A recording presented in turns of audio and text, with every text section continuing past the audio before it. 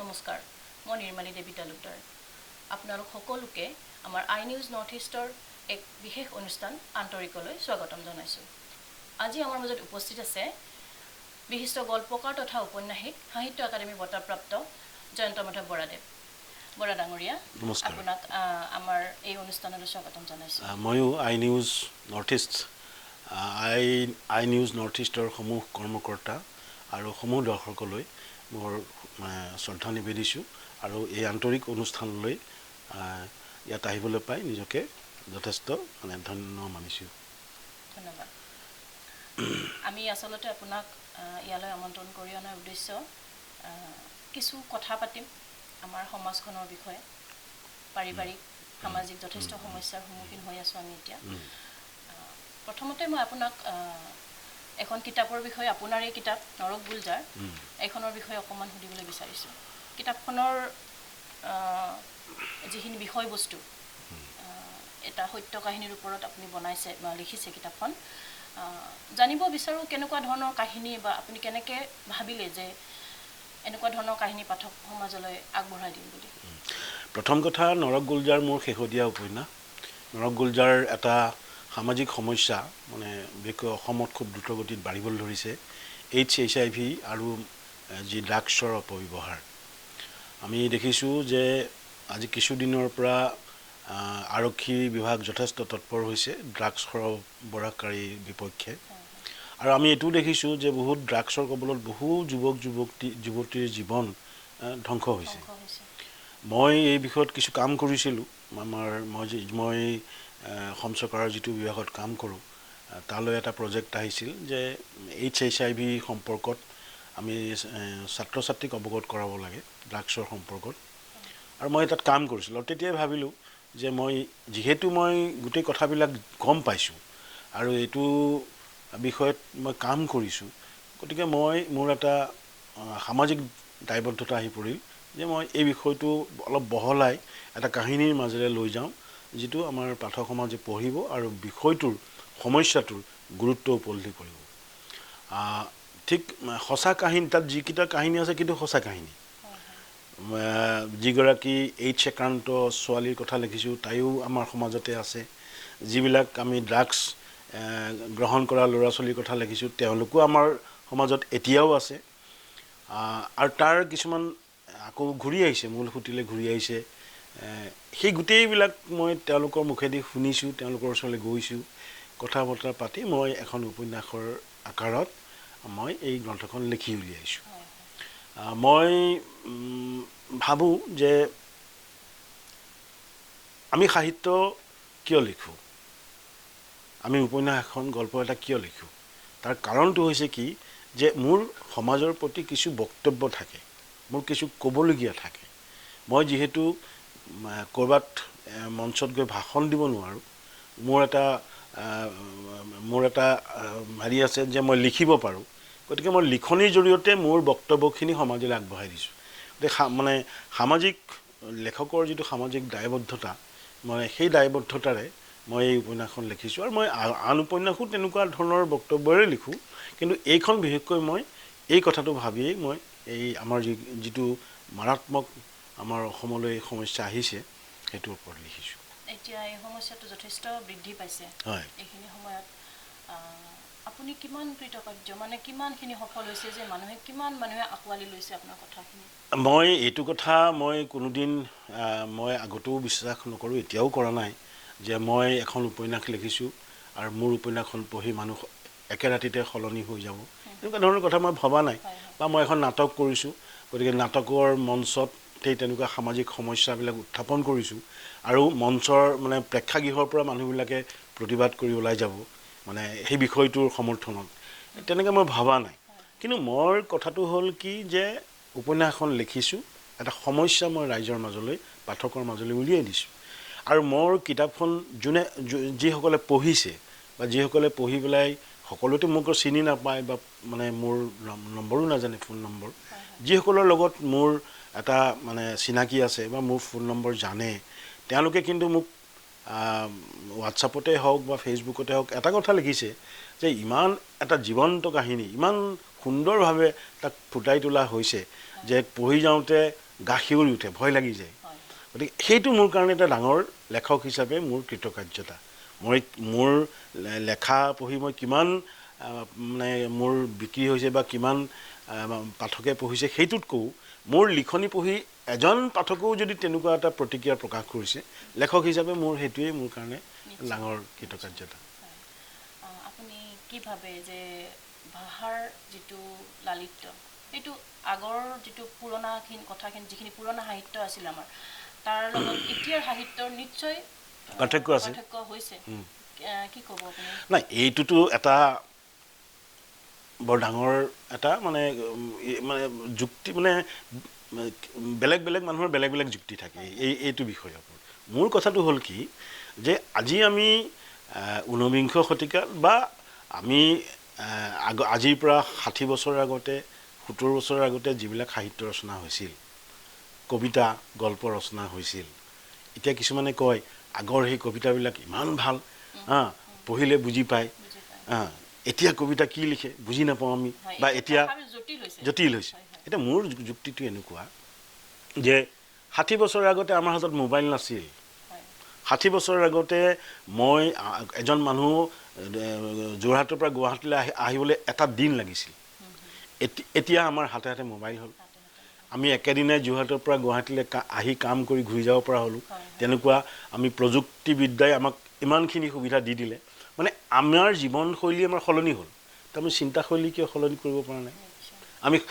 আমি চিন্তাৰ ক্ষেত্ৰত আমি ৭০ বছৰৰ পিছ পৰি আছোঁ কিয়? ৭০ বছৰৰ আগৰ কবিতাটো বা আগৰ গল্পটোতো এতিয়া হ'ব নোৱাৰে। এতিয়া সামাজিক যি জটিলতা, আধুনিক জীৱনৰ যিটো ক্লেদ, সেইটোতো ৭০ বছৰৰ আগত নাছিল। এতিয়া আপুনি আজিৰ তাৰিখত ২০২৩ চনত আপুনি এখন গাঁও বিচাৰি যাওক, আপুনি গাঁও নাপায়। কিন্তু ৭০ বছৰৰ আগত আমিতো গাঁৱত জন্ম হৈছোঁ, আমি গাঁৱৰ সেই যি মানে প্ৰাকৃতিক সৌন্দৰ্য সেইবিলাকতো আমি দেখিছোঁ। আজিৰ ল'ৰা ছোৱালীটো দেখা নাই। গতিকে আমি জীৱনশৈলী যেনেকৈ সলনি হৈছে, আমাৰ চিন্তাও সলনি হ'ব লাগে। কিন্তু এইখিনিতে এটা ডাঙৰ আমাৰ সংকট আহিছে, মই কৈছোঁ, এইটো মোৰ কথা নহয়, আমাৰ লোকপ্ৰিয়লেও কৈছে যে ১৯১১ চনৰ পৰা আমি লোকপিয়লৰ তথ্যটো মই পৰীক্ষা কৰিছিলোঁ, দেখিছোঁ প্ৰতিদিনেই অসমীয়া ভাষা কোৱা মানুহৰ সংখ্যা কমি আহিছে, বহুত কমি আহিছে। এইটো এটা ডাঙৰ সমস্যা। অসমীয়া মানে কোৱা মানুহৰ সংখ্যা কমি আহিছে। অসমীয়া কোৱা মানুহৰ সংখ্যা যেতিয়া কমি আহিব, লগে লগে পাঠকো কমি যাব। কিয় হৈছে? বহুতে কয় যে এই আমাৰ গলিয়ে গলিয়ে ইংৰাজী মাধ্যমৰ বিদ্যালয়বিলাক হ'ল, আমাৰ অভিভাৱকসকলে ল'ৰা ছোৱালীক ইংৰাজীত পঢ়াবলৈ ল'লে, গতিকে আমি সেইকাৰণে আমাৰ ভাষাটো মাতৃভাষাত দুৰ্বল হৈছে। এই কথাটো মই নামানো। কেলৈ নামানো? মই মাজতে সাহিত্য একাডেমীৰ এখন ছেমিনাৰ মানে অংশগ্ৰহণ কৰিবলৈ গৈছিলোঁ। মোৰ কাষৰ ৰুমটোত কানাড়া সাহিত্যৰ এগৰাকী প্ৰখ্যাত সাহিত্যিক আছিল, ভাৰাপ্পা। তেওঁ জ্ঞানপীঠো পাইছে, সাহিত্য একাডেমী পাইছে। গতিকে এজন মহান সাহিত্যিক, ডাঙৰ সাহিত্যিক, তেওঁৰ চিন্তাধাৰা বেলেগ ধৰণৰ, তাতে দক্ষিণৰ মানে মানুহ। তো তেওঁৰ লগত মই এঘণ্টামান কথা পতাৰ সুযোগ পাইছিলোঁ। তেতিয়া মই এই প্ৰসংগটো উলিয়াইছিলোঁ যে আজি অসমীয়া সাহিত্যত এটা ডাঙৰ সংকট আহিছে, যে গোটেই ইংলিছ মিডিয়ামৰ স্কুল হৈছে, ল'ৰা ছোৱালীয়ে ইংৰাজীত পঢ়িবলৈ লৈছে, গতিকে অসমীয়া পঢ়া ল'ৰা ছোৱালীৰ সংখ্যা কমি গৈছে। আনকি গাঁওবিলাকতো আমি দেখিছোঁ যে ইংলিছ মিডিয়ামৰ হৈছে, তেওঁলোকে অসমীয়া পঢ়িবলৈ এৰি দিছে। আপোনালোকৰ হৈছে নেকি?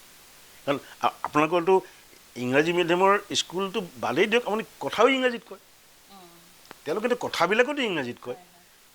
ইংৰাজী মাধ্যমৰ বিদ্যালয়টো সেইটো তেওঁলোকৰোতো গলিয়ে গলিয়ে আছে।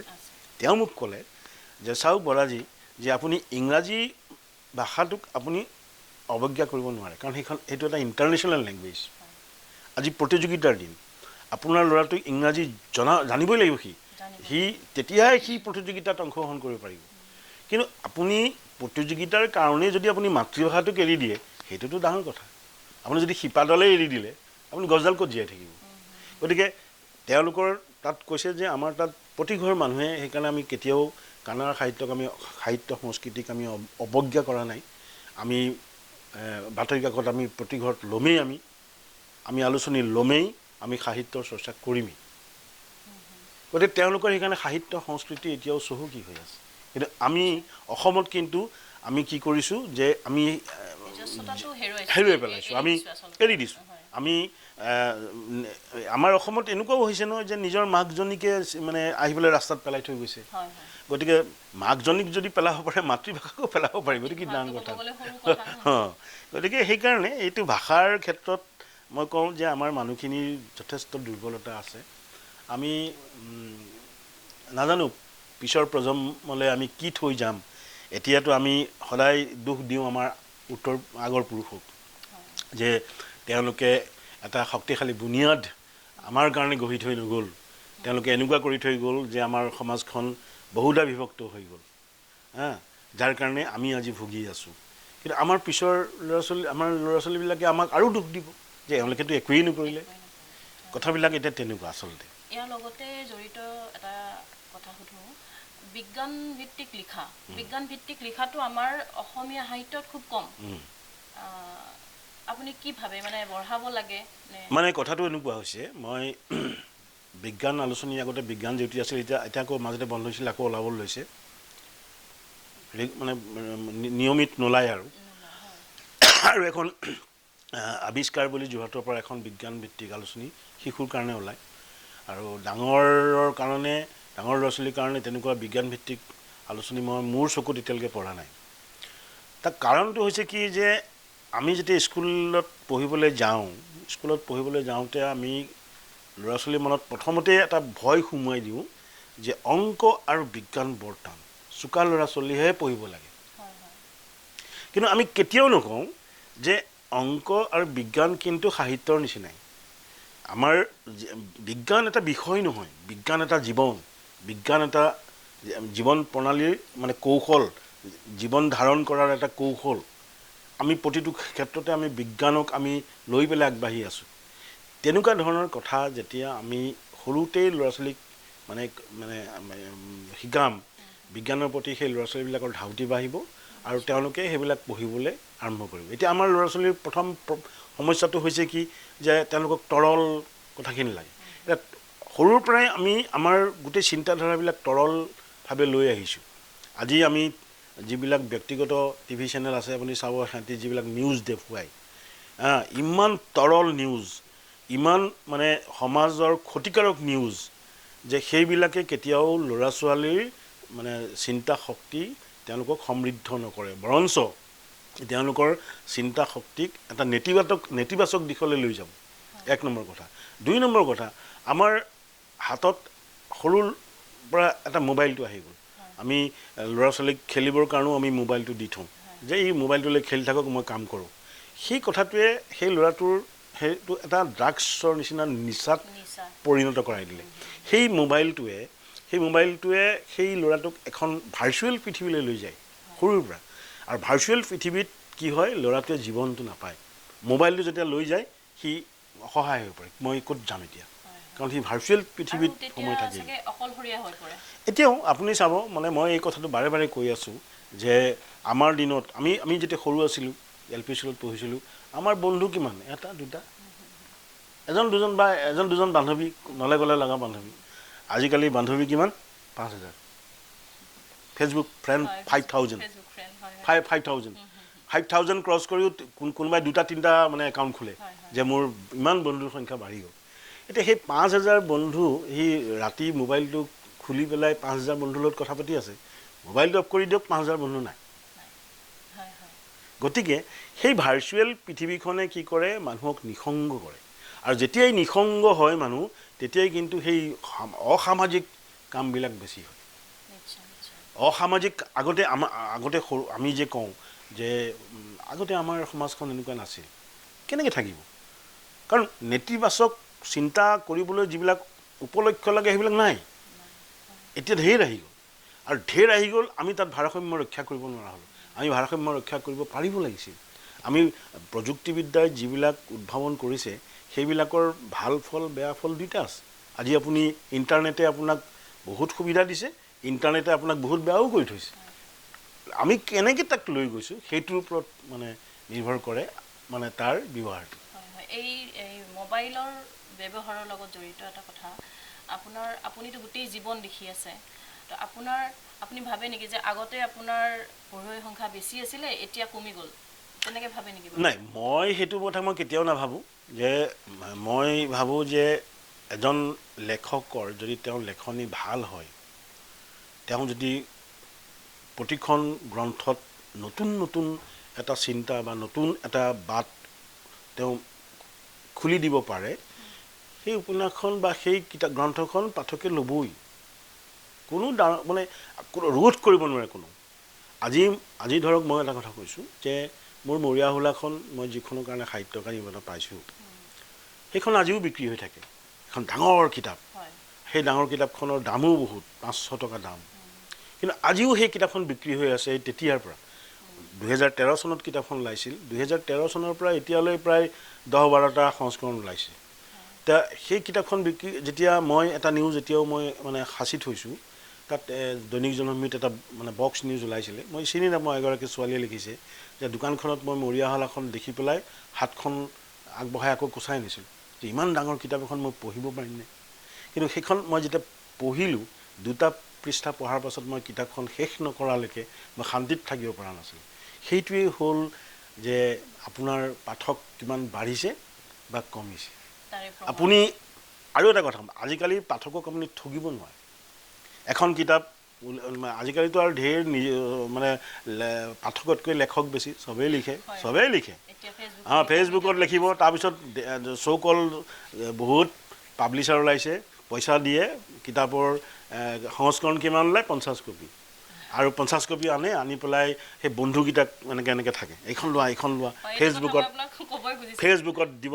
মোৰ সপোন এনেকুৱা বুলি দেখাই থাকিব তাৰপিছত মানুহে ভাবিব এইখন খুব ভাল কিতাপ নেকি যেতিয়া এইখন কিনিব কোনোবাই দেখোঁ যে এইখনতো একো নাই ইয়াত কি আছে মানে সেই কথাটোৱে কি কৰে 2টা ক্ষতি কৰে এটা হ'ল সেই মানুহজনৰ পাঠক সেই লেখকজনে পাঠক হেৰুৱাই পেলালে 2 নম্বৰ অসমীয়া সাহিত্যক সেই কিতাপখনে ক্ষতি কৰিলে নহ'লে সেই মানুহজনে ভাল কিতাপখন কিনিলেহেঁতেন এতিয়া সেই বেয়া কিতাপখন কিনিলেও গুচি গ'ল গতিকে পাঠকক আপুনি ঠগিব নোৱাৰে পাঠকে সদায় ভাল বস্তুৱে বিচাৰিব ভাল গ্ৰন্থই বিচাৰিব যেনেকৈ আপুনি বজাৰলৈ যাওঁতে আপুনি 2 টকা বেছিকৈ দিও ভাল বস্তুটো আনে আপুনি কেতিয়াও এইটো সস্তাতে পাইছোঁ বুলি গেলা পিঁয়াজ এগাল লৈ নানে আপুনি সদায় আপুনি 5 টকা বেছিকৈ দিব ভাল পিঁয়াজ ল'ব গতিকে কথাটো হ'ল যে পাঠক বাঢ়িব কেতিয়া যেতিয়া আপুনি ভাল গ্ৰন্থ পাঠকক উপহাৰ দিব কিন্তু এতিয়া আমি লক্ষ্য কৰিছোঁ যে সস্তীয়া চিন্তাধাৰাৰ লিখকৰ সংখ্যা খুব বাঢ়িছে তাৰ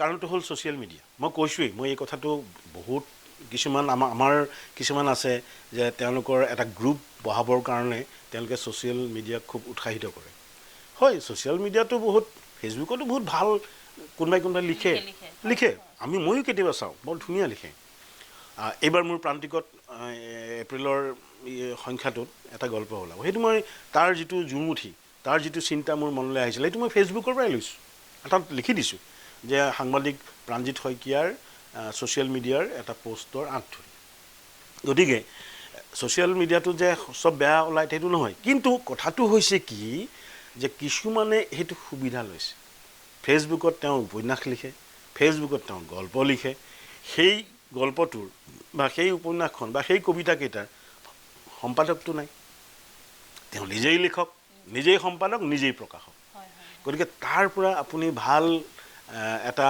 মানে গুণগত এটা কবিতা বা এটা গল্প এখন উপন্যাস কেনেকৈ পাব তাৰ মাজত যোনে ভাল লিখিছে তেওঁলোকৰ নাম হৈছে আৰু যোনে লিখা নাই ঠগিছে হেৰাই গৈছে আমি 1980 চনতো দেখিছিলোঁ অসম আন্দোলনৰ সময়ত আপোনাৰ একদম অঞ্চলে আলোচনী ওলাইছে কবিতাৰ কিতাপ ওলাইছে কবিয়েই সেই কবিবিলাক এতিয়াতো নাই সেই আলোচনীও নাই গতিকে কেতিয়াও বেয়া বস্তু নাথাকে আৰু তৰল সাহিত্য সৃষ্টি হোৱাৰ মূলতে হ'ল ছ'চিয়েল মিডিয়া এই কাৰণটো কাৰণ মই এটা কথা কওঁ যে যিকোনো এটা কথা লিখিবৰ কাৰণে সাধনা লাগে সাধনাৰ অবিহনে আপুনি একো কৰিব নোৱাৰে মই এটা আপোনাক কাহিনী কৈছোঁ ফ্লবেৰ যিজন ফৰাচী মানে এজন লেখক তেওঁ অসমীয়া মানে তেওঁ উপন্যাস সাহিত্যত তেওঁ গডফাদাৰ বুলি কোৱা হয় এখন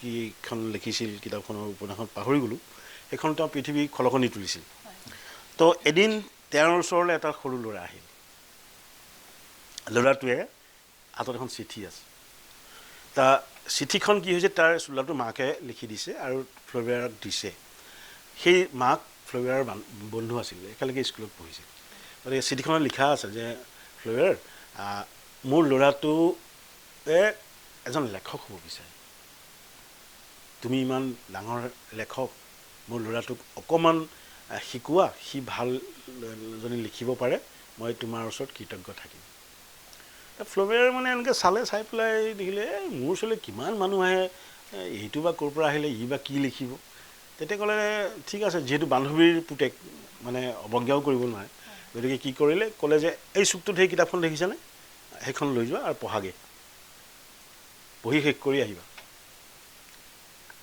সিও ল'ৰাটোও কিতাপখন লৈ গুচি গ'ল এমাহৰ পাছত আকৌ আহি পেলাই ফ্ল'বেয়াৰটো আচৰিত হৈ গ'ল তুমি আহিলাইনে অঁ আপুনি দিয়া কিতাপখন মই পঢ়িলোঁ অকল পঢ়াই নহয় ইয়াৰ প্ৰতিটো শব্দ মই মুখস্থ কৰি পেলাইছোঁ ফ্ল'বেয়াৰ আচৰিত হৈ গ'ল আচলতে এই কিতাপখন অন্য একো নাই সেইখন এখন ডিক্সনেৰী অভিধান লেখক হোৱাৰ তাৰণাত সেই ল'ৰাটোৱে গোটেই অভিধানখনৰ প্ৰতিটো শব্দ মুখস্থ কৰি পেলায় কিমান এটা মানে মনৰ এটা তাৰণা থাকিব লাগিব লেখক হ'বৰ কাৰণে তেতিয়া ফ্ল'বেয়াৰে ক'লে যে তুমি সঁচাকৈ এজন ভাল লেখক হ'বাগৈ তেতিয়া তেওঁ ক'লে ঠিক আছে তুমি এই খিৰিকীখন খুলি দিয়া তেওঁ খুলি দিলে কি দেখিছা যে মই ওপৰৰ এখন আকাশ দেখিছোঁ তলত এসোপা গছ দেখিছোঁ এখন নৈ দেখিছোঁ আৰু কি দেখিছা আমি সেই গছবিলাকৰ মাজে মাজে 3টা ঘৰ দেখিছোঁ আৰু কি দেখিছা ঘৰৰ ওচৰত কেইটামান মানুহ দেখিছোঁ আৰু কি দেখিছা যে এজন মানুহে মূৰে কপালে হাত দি বহি থকা দেখিছোঁ তেওঁ ক'লে যে ইয়াৰ পাছত তোমাক আৰু একো কথা শিকোৱাৰ প্ৰয়োজন নাই তুমি সঁচাকৈ এজন ভাল গল্পকাৰ হ'বাগৈ আৰু সঁচাকৈ সেই ল'ৰাজন পৃথিৱীৰ গল্প সম্ৰাট হৈ আজিও জীয়াই আছে তেওঁ হ'ল গিদ্ধ মোপাছা এতিয়া মোপাছাৰ সেই কাহিনীটো আপুনি এটা কথা চাওক যে লেখক হ'বৰ কাৰণে তেওঁ কিমান কষ্ট কৰিছিল গতিকে লেখক হ'বৰ কাৰণে মনৰ এটা তাৰণা লাগিব সাধনা কৰিব লাগিব এখন ডিক্সনেৰীৰ প্ৰতিটো শব্দ সি তেওঁ মুখস্থ কৰি পেলাইছিলে তেওঁৰ দৃষ্টিভংগী লাগিব খিৰিকীখন খুলি দিছে কি চাইছা তা আমাৰ আজিৰ যিসকল লেখক তেওঁলোকেতো বন্ধ ঘৰৰ ভিতৰত লিখি থাকে খিৰিকীখন খুলিতো নিলিখে আজিৰ ল'ৰা ছোৱালী আজিৰ লেখকসকলে এখন গাঁৱৰ বৰ্ণনা দিব পাৰিব নেকি গাঁৱত দেখিছে নেকি গৈছে নেকি এদিন গাঁৱলৈ গৈ পেলাই গাঁৱৰ কথা লিখিব নোৱাৰেতো গাঁৱৰ বোকা পানীৰ মাটিৰ গোন্ধ তেওঁৰ হাতত তেওঁৰ ভৰিত থাকিব লাগিব তেতিয়াহে তেওঁ লিখিব পাৰিব আজি টাউনৰ কোনোবা গলিৰ কথা এদিন গলিটোত সোমাই পেলাই আহি পেলাই তুমি গলিৰ কথা লিখিলে নহ'বতো তুমি গলিত তাৰ জীৱনৰ লগত তুমি অভ্যস্ত হ'ব লাগিব তেতিয়াহে আজি মই চাহ বাগান কেন্দ্ৰিক মই 3খন উপন্যাস লিখিছোঁ মই ডাঠি ক'ব পাৰোঁ যে মই কাৰণ মোৰ যৌৱন মোৰ গোটেই হেৰিটো মোৰ চাহ বাগানত গৈছে এতিয়া চাহ বাগানৰ মানুহখিনিৰ জীৱন সংগ্ৰাম স্বপ্ন যন্ত্ৰণা চব মই দেখিছোঁ গতিকে মই তেওঁলোকক অংকন কৰিব পাৰোঁ কিন্তু তুমি এদিন চাহ বাগানত গৈ পেলাই এখন চাহ বাগানৰ কিতাপ লিখি দিলে নহ'ব কথাবিলাক এতিয়া তেনেকুৱা হৈছে সেইকাৰণে তৰল হৈছে আৰু সেই কষ্ট কৰা মানসিকতা নাইকিয়া হৈছে আৰু এৰাতিতে লেখক হ'বলৈ লগা হৈছে মই এদিন এটা কাহিনী কওঁ আমাৰ নীলমণি ফুকন ছাৰ ঢুকাই গ'ল এইটো আজিৰ পৰা 20 বছৰমানৰ আগৰ কথা আৰু এদিন ছাৰক মই সুধিছিলোঁ যে ছাৰ আপুনি বহুত দিন কবিতা লিখা নাই আপোনাৰ কবিতা পঢ়িবলৈ খুব মানে আগ্ৰহেৰে বাট চাই থাকোঁ সেই যে হাইস্কুলতে পঢ়িছিলোঁ সূৰ্য হেনো নামি আহে এই নদীয়েদি এতিয়াও জিভাৰ আগত আছে তেতিয়া তেওঁ মোক কৈছিল যে জয়ন্ত এটা কবিতা মই লিখিছোঁ আজি এবছৰ হ'ল এটা শব্দ বিচাৰি পোৱা নাই কাৰণে কবিতাটো শেষ কৰিব পৰা আপুনি ভাবি চাওক এটা কবিতাৰ এটা শব্দৰ কাৰণে এবছৰ ৰৈ আছে এজন কবিয়ে আৰু আমাৰ আজিৰ কবিয়ে এঘণ্টাতে 10টা কবিতা লিখি গতিকে আজি এই কথাবিলাক হৈছে অত্যন্ত তৰল কষ্ট একদম নকৰে এৰাতিতে লেখক হ'ব লাগে এদিনতে সেইটো লিখি দিয়ে বিখ্যাত সাহিত্যিক বিখ্যাত কবি আচলতে স্যাৰ এইটো ফ্যান ফলোইঙৰ সংখ্যা বঢ়োৱাৰ এটা মানে মাধ্যম বুলি ক'ব পাৰি আপুনি ভাবে নেকি যে আজি ছ'চিয়েল মিডিয়াত তেওঁ 5000 মানে ফলোৱাৰ্ছ আছে বা বন্ধু আছে চবেই তেওঁৰ মানে ফলোৱাৰ্ছ তেওঁক হিংসা কৰা মানুহ বহুত আছে গতিকে তেওঁ নিজেহে ভাবি থাকে যে মই খুব ভাল লিখিলোঁ আৰু মোক চবে ভাল পালে মোৰ কিতাপখন আকৌ কিতাপ এখন দিও মানে সেইটো নধৰে সেইখন আকৌ ফেচবুকত ফটোখন দি দিয়ে এনেকৈ এইখন আমুকে এইখন কিনাৰ কাৰণে মই বৰ ভাল লাগে সেইবিলাকে এটা তৰল মানসিকতা প্ৰদৰ্শন কৰাৰ যিটো মানে মানসিকতা সেইটো বাঢ়ি গ'ল আমি মানে এইটো মই বঢ়াই কোৱা নাই যে আমি এখন মানে উপন্যাস লিখিলে যেতিয়া মই তেতিয়া চিন্তা কৰোঁ যে উপন্যাসখনক পাঠকে কেনেদৰে গ্ৰহণ কৰিব বহুত ধৰণৰ চিন্তা থাকে নাম এটা দিওঁতে বহুত ভাবোঁ কিন্তু কিছু মানে মই দেখিছোঁ যে তেওঁলোকৰ সেইবোৰ চিন্তা নাই যে নাম দিলে আৰু ফেচবুকত তেনেকৈ দিয়াটোৱে মানে শেষ হেৰি বুলি ধৰি লৈছোঁ কিন্তু আমি সদায় চাওঁ যে মই যিটো বক্তব্য ৰাখিছোঁ সেই বক্তব্যখিনিয়ে পাঠক সমাজক আলোড়িত কৰিব পাৰিছেনে নাই পৰা এতিয়া বহুত কৈছে মই এদিন এগৰাকী মানে গৱেষক ছাত্ৰী ডিব্ৰুগড় ইউনিভাৰ্চিটিৰ এটা মানে অনুষ্ঠানত গৈছিলোঁ তেতিয়া মোক ক'লে ছাৰ নামটো ক'লে আমুক বোলো ক'লে ওচৰলৈ আহি ক'লে ছাৰ আপোনাৰ বাখৰক মই বুকুত লৈ ফুৰিছোঁ মানে মৰিয়াহোলাৰ নায়ক বাখৰ এতিয়া মোৰ এখন উপন্যাসৰ নায়কক এগৰাকী ছাত্ৰীয়ে ছোৱালীয়ে বুকুত লৈ ফুৰিছে মোৰ কাৰণে ইয়াতকৈ আৰু ডাঙৰ কথা কি হ'ব এতিয়া সেই বস্তুটো চাব লাগে মই যিসকল নতুনকৈ লিখিবলৈ লৈছে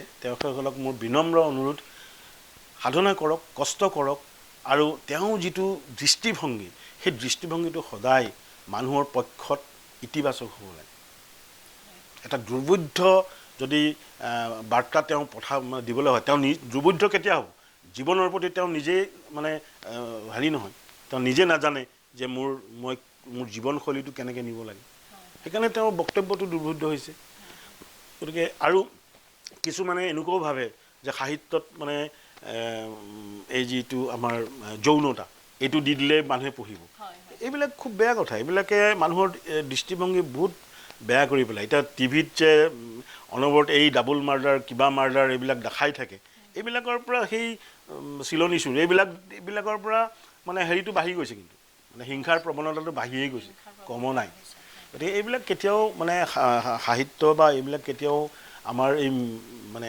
যিবিলাক জনসাধাৰণক দিব পৰা মিডিয়া আছে কিতাপেই হওক বা টেলিভিশ্যনেই হওক এইবিলাকত কিন্তু এইবিলাক দেখুৱাটো উচিত নহয় এখন সুস্থ সমাজৰ কাৰণে তেওঁ এটা সুস্থ বাতাবৰণ গঢ়িব লাগে এই বাতাবৰণটো কিন্তু তেওঁলোকে গঢ়া নাই কিন্তু তেনেকুৱা হৈছে আৰু মানে এনেকুৱা হৈছে আৰু মানে কেমেৰাটো দেখিলেই বুঢ়ী এজনীয়ে নাচি দিব কাতি বিহুটোও নাচে মাঘৰ বিহুটোও নাচে এইবিলাক ইমান ভাল নহয় কথাবিলাক কিন্তু আমি যেনেকৈ আমি